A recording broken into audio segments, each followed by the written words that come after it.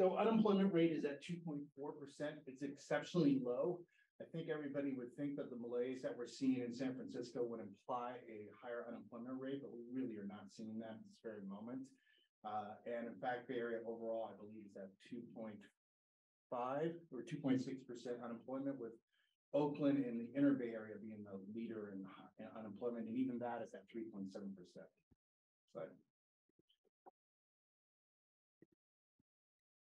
So, okay, so we're down about 1.8% overall in terms of total employment levels. I think we're hitting our threshold point, and I'll explain why in the next slide. So if you look back to where we were pre-pandemic level, we were essentially, we were at our peak as of February 2020, and now we're about 2 percentage points below that level, which is almost a 100% recovery, and similar to what we saw. The US is actually above that number, but still considering the out-migration, this is actually a pretty good number. Go to the next slide. And to that point, we're down about 20,000 workers. Now, that's roughly 2% fewer workers than we were prior to the pandemic. So we have seen some out-migration. The other fascinating dynamic associated with this is if you look at New York, and everybody, if you talk to people who are in New York, they will say, oh, it is just hopping, everything is great, we're all recovered back. In fact, the labor force out-migration in New York is more. We saw 3%, 3 to 4% labor loss there over San Francisco Bay Area. So really interesting to see there's activity in New York, but those numbers are not reflected in the labor force. Next slide. This year came out in venture capital around $40 billion. Next year, likely to be lower. In San Francisco, that's third highest total on record. I want to repeat that, third highest total on record. So we hear a lot about the, the explosion or implosion of the dot-com world or the technology world. And in fact, these numbers do not suggest that at all. What we do see is in the second half, a slowing, and we expect that to continue into next year.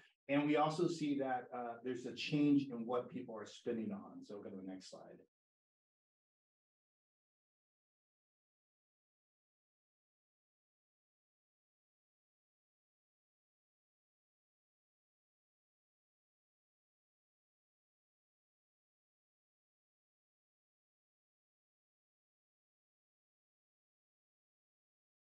Stage funding for companies that were going to have an exit, those all slow down. And the expectation is that you're going to fund VC companies are going to fund companies that are early phase. So that's Series A, Angel, Series B funding companies that are not going to exit for another 2 to 3 years, if not longer. And the reason is that at this very moment, it is not a good exit environment. So there's no reason to fund late stage funding unless you are highly profitable. And there are a few, most notable that there's, Stripe, there's OpenAI, there's a few others that might exit soon. Next. I think the most telling demise of downtown San Francisco is our transit ridership. And right now we're still roughly at 37%. I think Emily might actually have more recent numbers, but we're still really low. And this is an impact in terms of really the recovery of the CBD. But if you go to the next slide, these are toll bridge crossings. So traffic is back for better or for worse. And we're seeing that only down about 10%. So commute behavior is implying that people are willing to get in the car. They're not willing to get in transit at this very moment. Next slide. And this all manifests itself on office occupancy. So this is Castle badge swipe data. This is the security badge swipe information. And when you flash your little card and go up to your office, they're tracking that, and they're looking at it on a weekly average basis. And San Francisco is no bueno. I mean, it's at less than 40%. It's slowly recovering. Some of the other markets like Austin are doing better at over 60%, but still in all markets, this is still way down prior to the pandemic. And part of this is attributed to the fact that you no longer are assumed to be working on a Monday and a Friday at the same time. as you used to prior to the pandemic. So that ratio means at least a third of your demand or is decreasing simply by the fact that we're in a hybrid work environment. Inside. This is the spectrum of policies of San Francisco and technology firms and just firms in general, their view on the office environment. All I want to say about this is whatever I put in here will be wrong tomorrow. It is constantly changing. So for example, Twitter was a work from anywhere company. Musk bought the company, said that you need to be in the office. Salesforce was very much a remote friendly environment. That is changing. So every time we think we know what the policy is, it shifts. And I just would tell you that as unemployment rises, we think it actually enables office because the C-suite can say, you need to be back in the office, and they have enough leverage to get people back and they won't quit and find other employment. So the other thing that we've seen a lot is the amount of remote job postings has in fact decreased from its peak in 2021. So it's trending downward, and the competition for those positions are quite high, which is pushing people back into employment node cities like New York, San Francisco, LA, and others. So let's go into the stats, and this is the stuff that's really is brand new as of the last Thursday. We were at 24.1% vacancy last quarter, Q3 of 2022, and we're at 25% now. So that's 100 basis points increase. We see that trending upward before it starts to recover. Rents have held, and Mike and I can opine on why that's the case. I think we'll talk about that. Leasing activity is at 1.3. That's a slight increase from last quarter. Really, we want to see that go up from a numbers perspective. Slide. So this is leasing activity, and you can see what it was pre-pandemic and what it was since Q2 of 2020. And what it just shows is just a dramatic drop off in the amount of leasing. This is essentially, think of this as the recharge rate for office occupancy.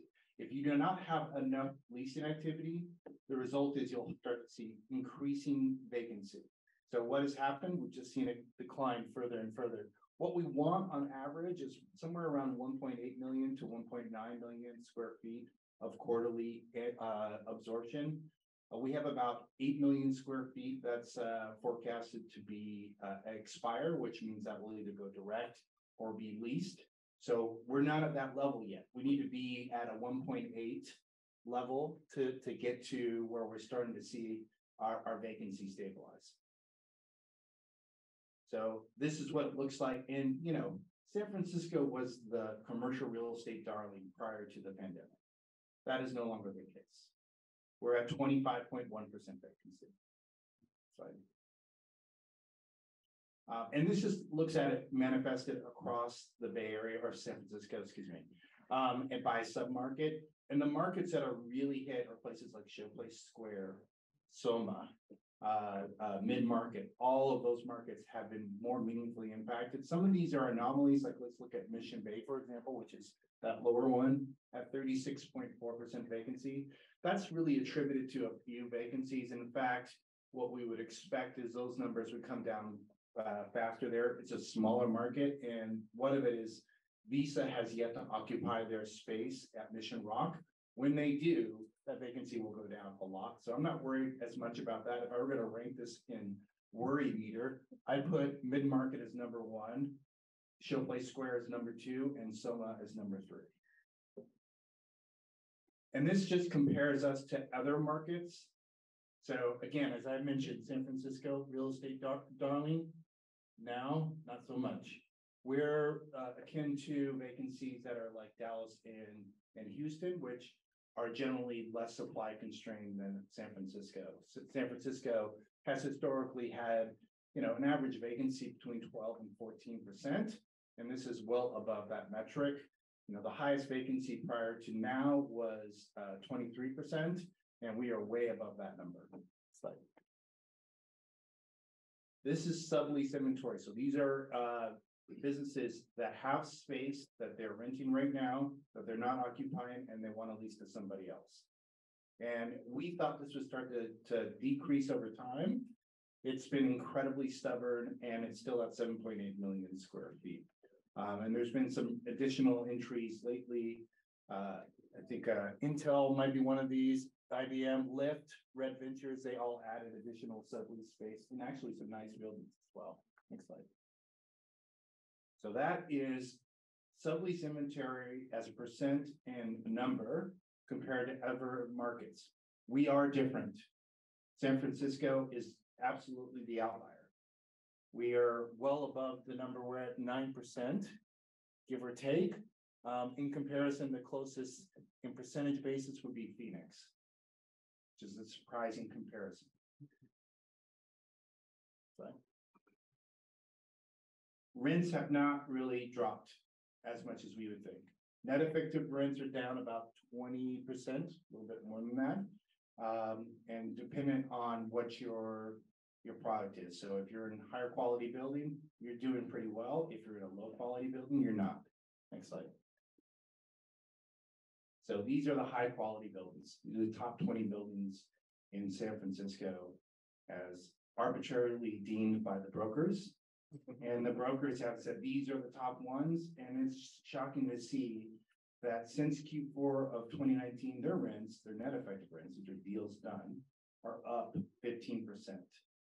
Whereas the rest of supply is down 30%. So these top 20 buildings are overachieving and being outliers to all the market stats that I just showed you.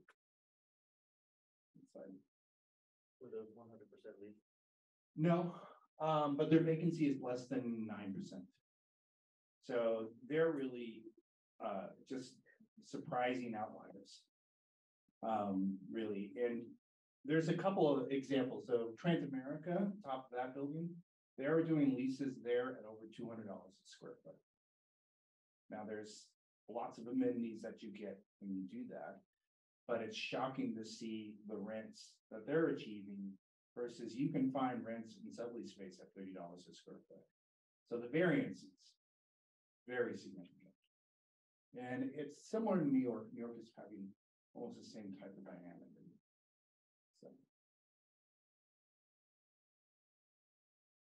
So this is just the variance between trophy buildings and everything else.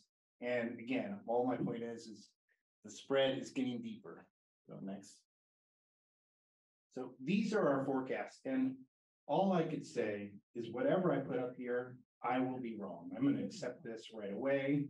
We think we have an idea of what's happening, but the meter keeps changing. It's kind of like this storm. We kept expecting the storm to hit, never hit. This is a return to office. We're like, we keep expecting the office to come back. It's going to come back, never comes back. So we're trying to figure out what that new metric is. But what our current estimate is somewhere on the, oh my God, scenario of a vacancy of 30%, which would be, again, the highest we've ever had, to we start to see a recovery, and by Q4 2026, we're at 19.5%. So that's still really high. And it means really what we're going to see is there's going to be what we define as structural vacancy. So there's going to be some buildings that are going to have super high vacancy, and they're going to just live with that vacancy for a long time or convert to something else. And then there's going to be a set of buildings that are higher quality that are actually going to see rent growth moving forward. So it means that we'll see a separation of the market akin to what we see in places like Chicago, Houston, Austin, where you have naturally a higher vacancy and there's just a supply that's not really doing very well.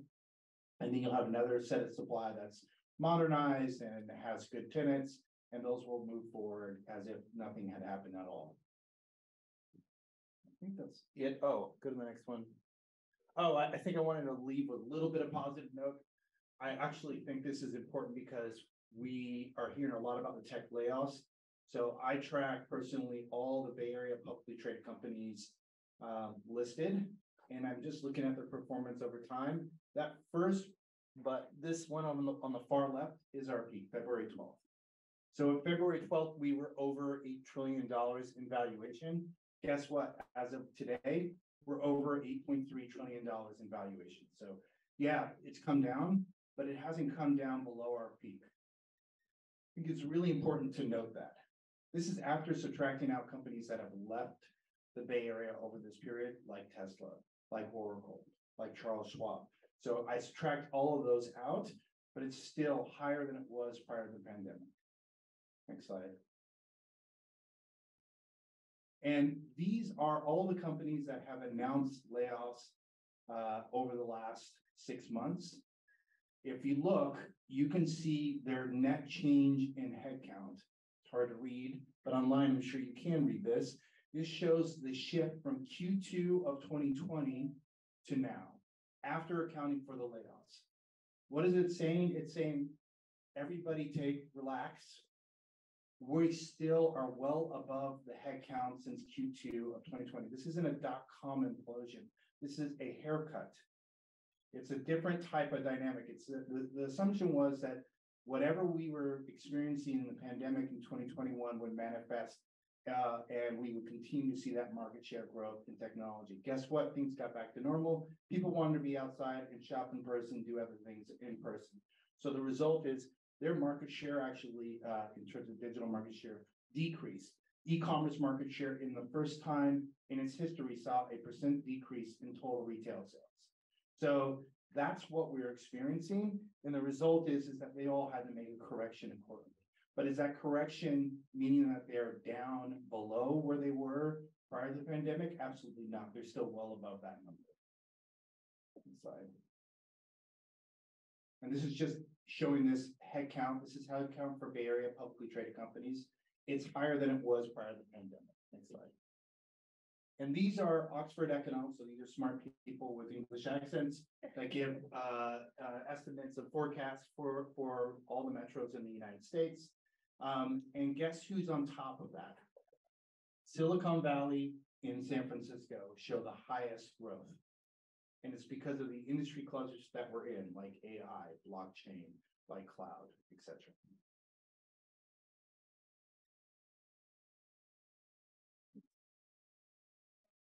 Thank you. Thank you.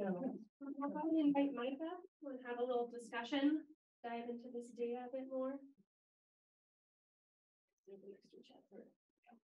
That work? Okay, I'll pass the mic back and forth. All right. So Mike, as an office owner downtown, what are you seeing on the ground? How has the commercial real estate landscape changed? Maybe specifically, what sectors have been most impacted?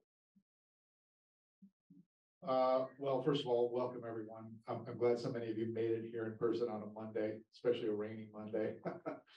That gives me hope. And Kilroy, as for those of you who don't know, owns a lot of buildings in San Francisco. Not very many in the top 20 list that you showed, but they're all, high-end buildings. We also own a lot of property in other markets, including South San Francisco. We have a very big development, and Austin, Texas. And San Francisco is definitely an outlier in those markets. I mean, I actually would say Seattle is probably similar.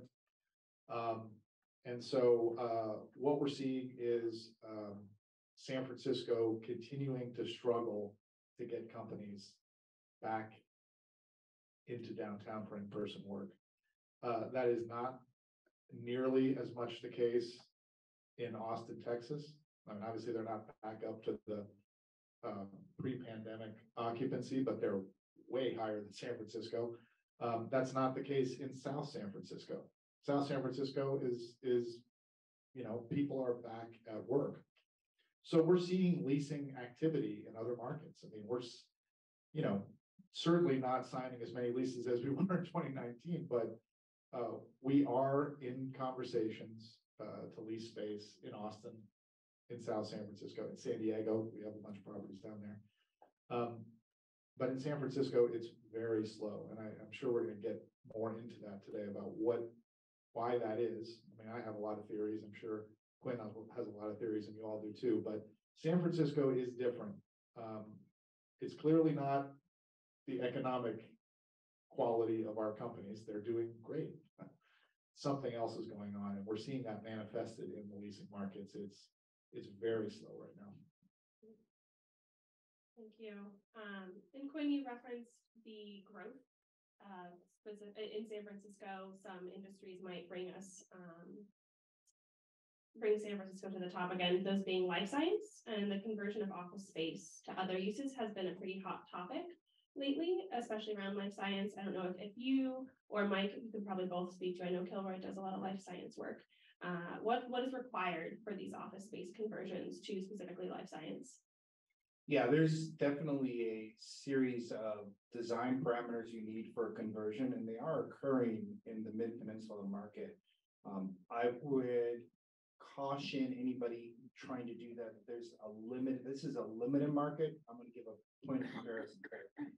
The Bay Area's office supply, is roughly 300 million square feet. Life science is 32 million square feet. So it's roughly 1/10.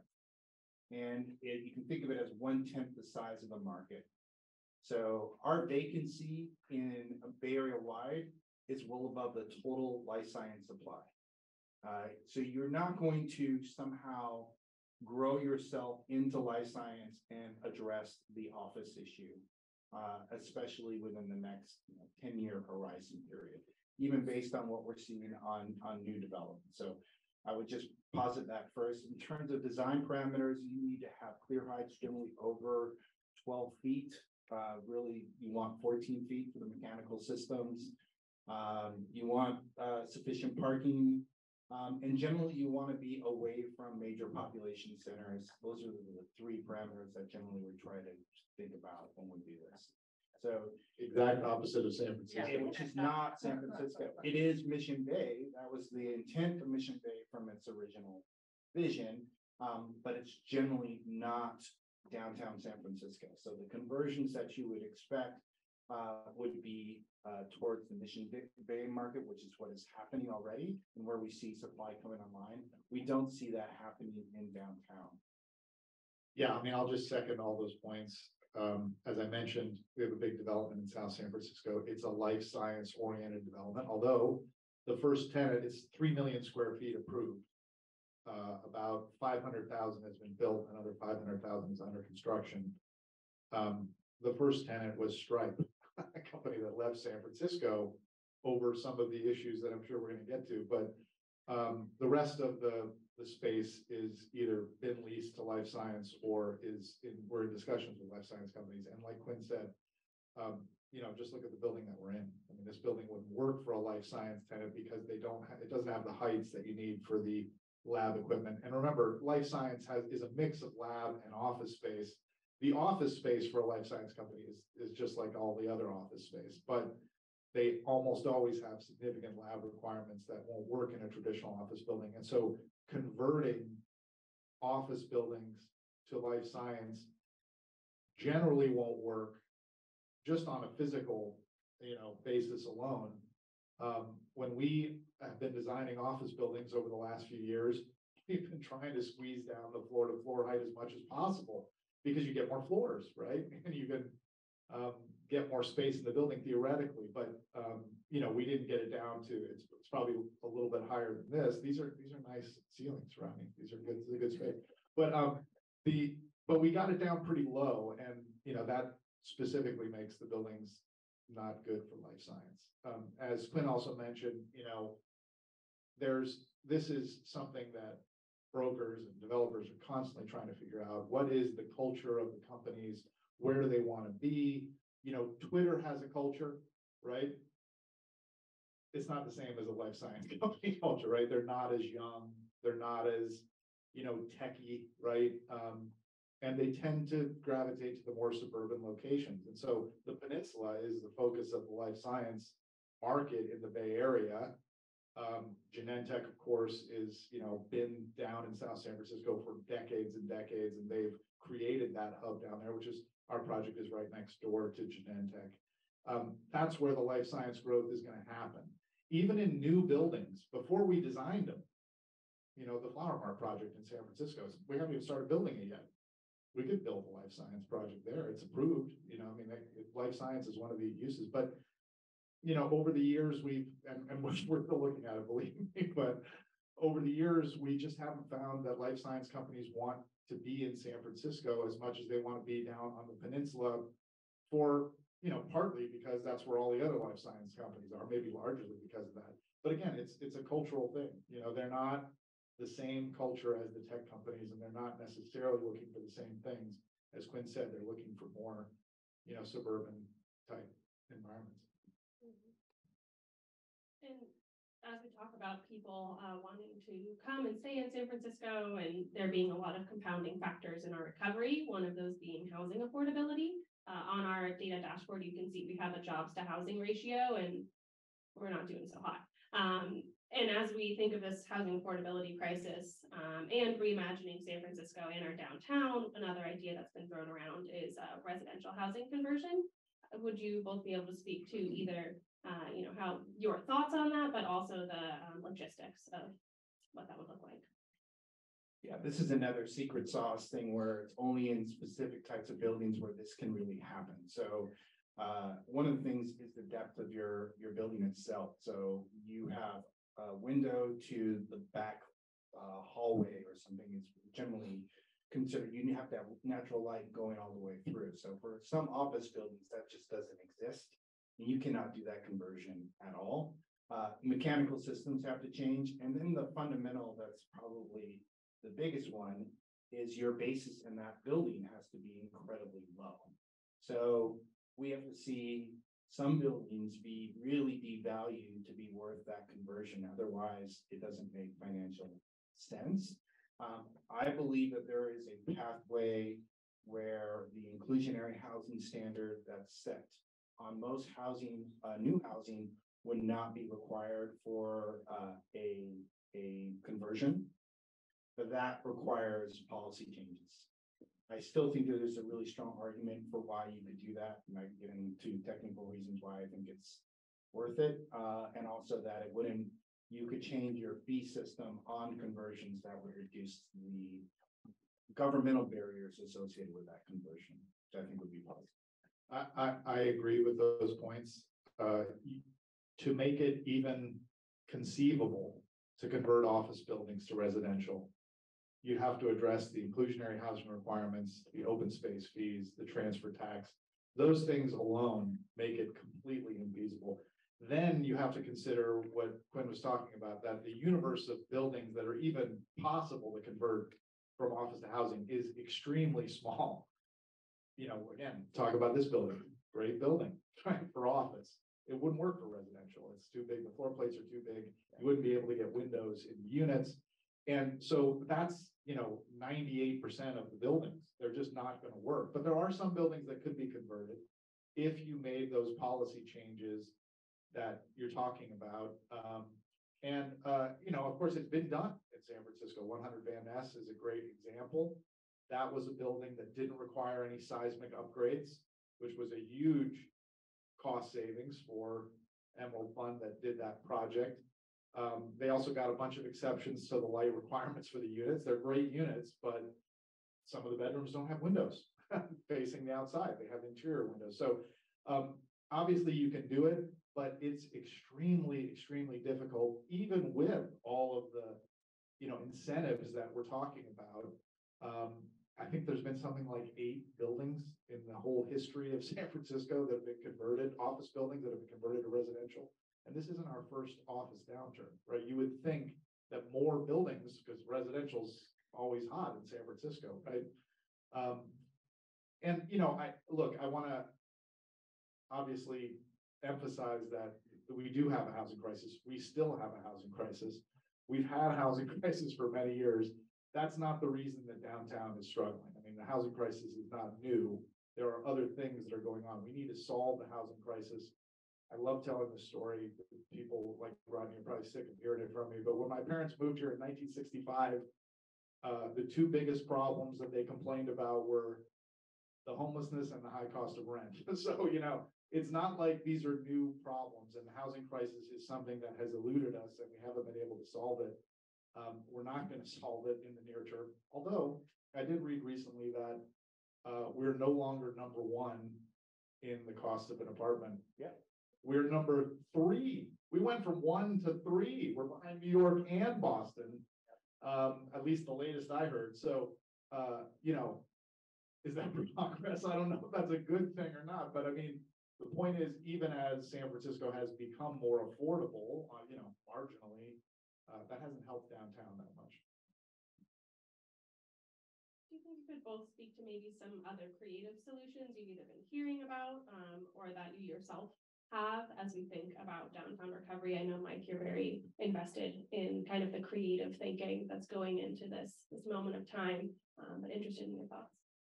Yes, happy to share. And I want to recognize the great work of the chamber on this issue. Rodney and the rest of the staff have been thinking about this a lot, as I have. And Rodney and I talk about this all the time, and we talk to people in City Hall about it all the time. I mean, we might as well get into this question that I raised earlier. Why is San Francisco different than other cities? Everyone is dealing with work from home.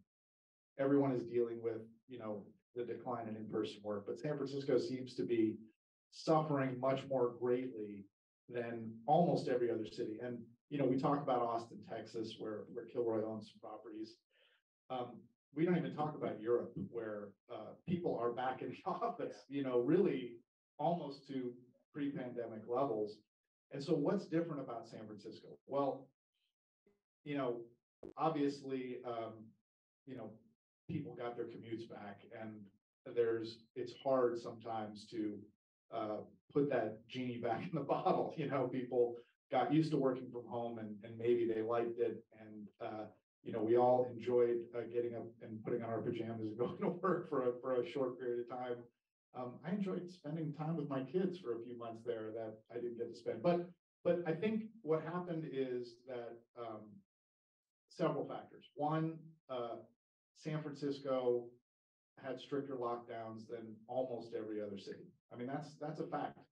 For good reasons at the time, you know, we were in a public health crisis, and I think our leaders were trying to do the best they could to save lives, and it worked. I mean, we had one of the lowest, you know, fatality rates of any major city, maybe the lowest. So that worked, but the flip side of that is we pushed people away from the office, and everyone remembers, and I remember because our company was one of the first to sort of start encouraging people to come back to the office. There were lots of fits and starts. The offices are open. Wait, sorry, they're closed again. And companies took that as a message. So that was a factor. Obviously, we're a tech-heavy economy, and you know that is easier. It's easier to work remotely in the tech industry, but Austin, Texas is pretty tech-heavy too. I mean, that's not the whole story, but that's part of the story. We're reliant on public transit. That's certainly part of the story, as Quinn pointed out. I'm a fan of Muni. I don't ride BART that much, but I ride Muni a fair amount. I think it's a fairly good experience, but I don't think the general public agrees with me on that. So it's hard to get people back on transit with the type of user experience that they're getting. But again, you know, that's not unique to San Francisco either. I mean, Europe is heavily reliant on public transit. You could argue they do a better job of it, but I mean, the point is people are getting on transit in other places. So what's different about San Francisco? Well, what we hear from our tenants, and what I'm sure all of you hear and have experienced, is the quality of life issues that San Francisco has unfortunately been known for a long time, but have become more acute since the pandemic. We have suffered such a horrible run of bad public relations over the last couple of years that this has infected the entire investment community. I mean, Kilroy participates in all these big investor conferences around. We just had one in San Francisco at the end of last year. And San Francisco has such a bad reputation among the investment community for crime, homelessness, you know, cleanliness.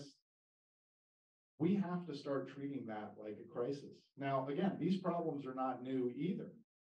Of course, they existed before the pandemic.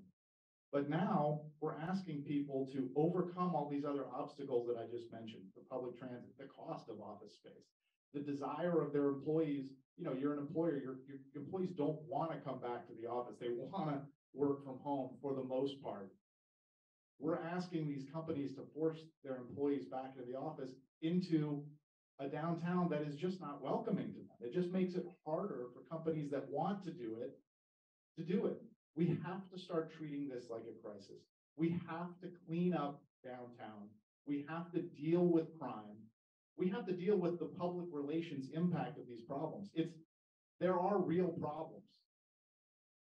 And unfortunately, the public relations is even worse than the problems, right? I mean, we've all watched those viral videos from Union Square in 2021, and that became the San Francisco's reputation. We became the butt of late night talk show jokes, right? I mean, that wasn't the case before, even though we have those problems, but it is now. And if we don't start treating this like a crisis, companies are not going to come back downtown. They are not going to force their employees to do that heavy lift of getting on BART or getting on Muni and getting their bodies down into the office unless downtown becomes more welcoming. It can't be done. And if you don't believe me, go to Union Square. Look at how different it is from a year or two ago. It's clean, and it's not a mystery how they did it. There's a police officer every 25 feet when you walk around there. I shopped there over the holidays. I like Union Square. It's a beautiful place. And it had deteriorated to the point where no one wanted to go there. And the PR problem, now it's still got a PR problem, right? We've got to sort of figure out how to get the word out about it. But doing that on the scale of all of downtown is going to be much more difficult, but we have to do it. Yeah, I mean, that's great. I'll give one example because, like Mike, I'm in constant investor briefings, usually on a national level or sometimes at an international level.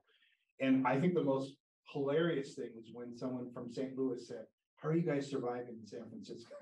Like, you're St. Louis.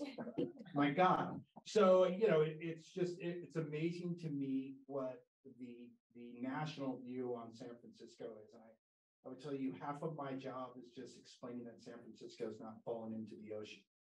It has been, the last 3 years have been incredible in that negative news cycle, and people love that story.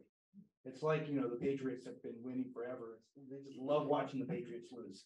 So the same thing is happening with San Francisco, and we have to turn that narrative. Now, in terms of solutions, there's some really basic things that I'll talk to. I think some of them are just the small things of how the business of the city works and how the city manages things like trash and, you know, basic pickup and the security. And I think those are all things that actually we're starting to see a turn.